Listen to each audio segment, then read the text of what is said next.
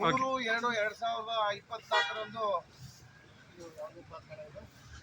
ಸಂತ್ Thomas park saint Thomas ಪಕ್ಕದಲ್ಲಿರ್ತಕ್ಕಂಥ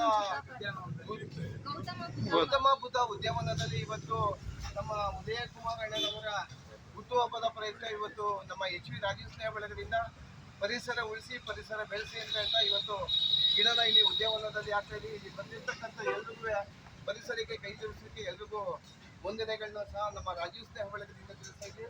ಉದಯ ಕುಮಾರ್ ಅಣ್ಣ ಹುಟ್ಟುವ ಬಗ್ಗೆ ಗಿಡ ಆಗ್ತಾ ಇದ್ರೆ ತಮಗೆ ಪರಿಸರದ ಬಗ್ಗೆ ಒಂದೆರಡು ಮಾತಾಡ್ತಾರೆ ಕೇಳ್ತಾರೆ.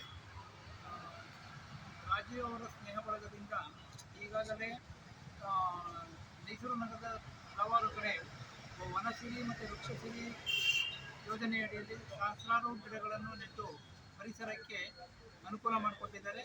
ಹಸಿರೇ ಉಸಿರು ಉಸಿರೇ ಹಸಿರು ಅನ್ನೋ ಗಾದೆಯಂತೆ ಅವರು ಸಮಾಜಕ್ಕೆ ಮತ್ತು ಸಾರ್ವಜನಿಕರಿಗೆ ಶುದ್ಧವಾದಂಥ ಗಾಳಿ ಬೆಳಕು ನೀಡುವುದರ ಸಂಬಂಧ ಅವರು ಸಹಕಾರ ಕೊಡ್ತಾ ಇರೋದು ನಮ್ಮೆಲ್ಲರಿಗೂ ಭಾಳ ಮೆಚ್ಚಿನ ವಿಚಾರವಾಗಿದೆ.